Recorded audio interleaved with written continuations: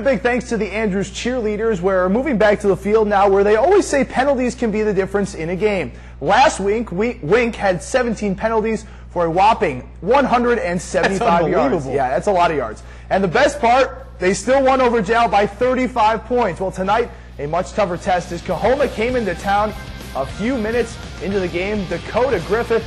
Let's get the cheerleaders first, Trevor. Let's get the big orange, black, and white. Let's get it all out of the way. Now, here we go. Dakota Griffith goes for a field goal on 4th down and nails it through the uprights to give the Bulldogs a 3-0 lead. Second quarter now, quarterback Tanner Ruiz can't find a man open.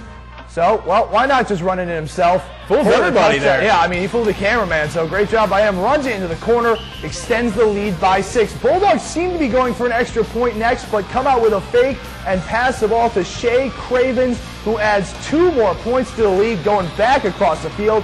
Gotta love the trickery, and also, if you're Coahoma, gotta love that score, 44-0 tonight over Wink. Nice win for Coahoma, keeping with the 2A ranks. Forsan looking for their second straight win, hosting Irion County.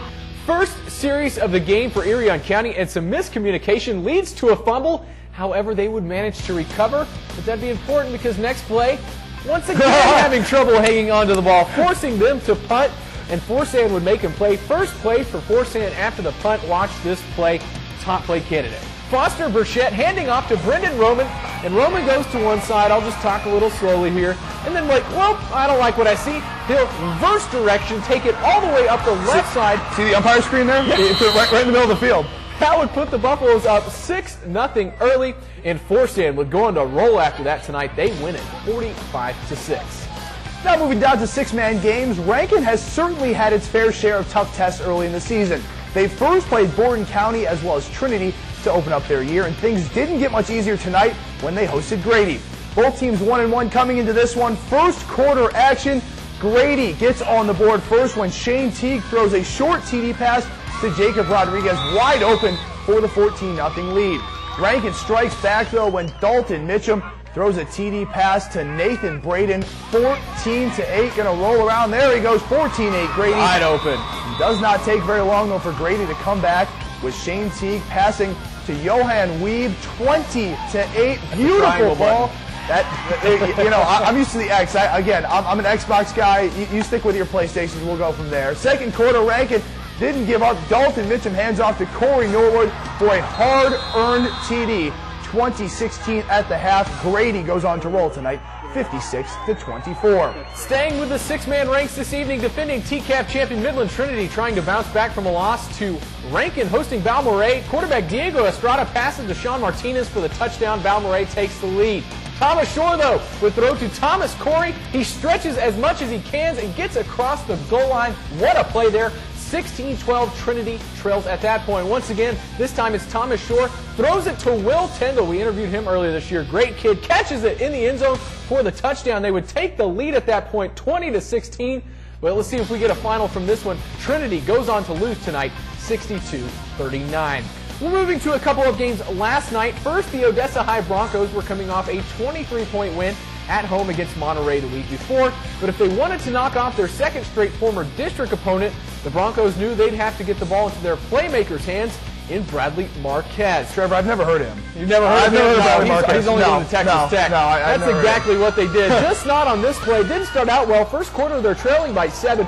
Odessa High's quarterback Ryan Rios keeps it. He's going to roll out to the right side, take it up, but he's going to fumble here, and it is recovered by Jared White of the Rebels. They would make them pay 14-0. In the second now, same score, Tascosa and Bradley Marquez. Here we go. Well, here's what I meant. I think Tascosa had never heard of him before. Apparently not, because they didn't do much scouting here. Gets the 20-yard gain. He would score on the next play, running up to the left side. He set OHS records with 376 yards and 6 touchdowns. That's video game stats, folks. Odessa runs away with it. Final score, 47-30.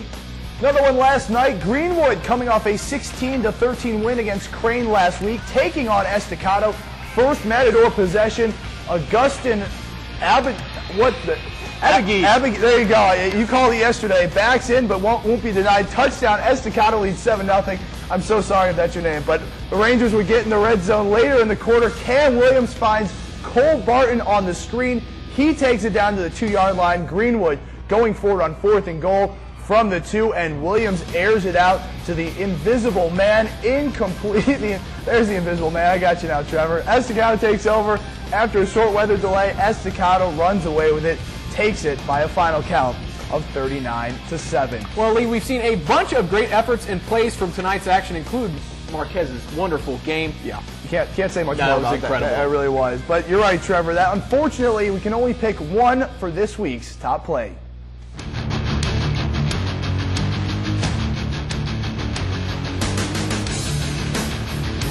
This is your Lithia Motors Play of the Week.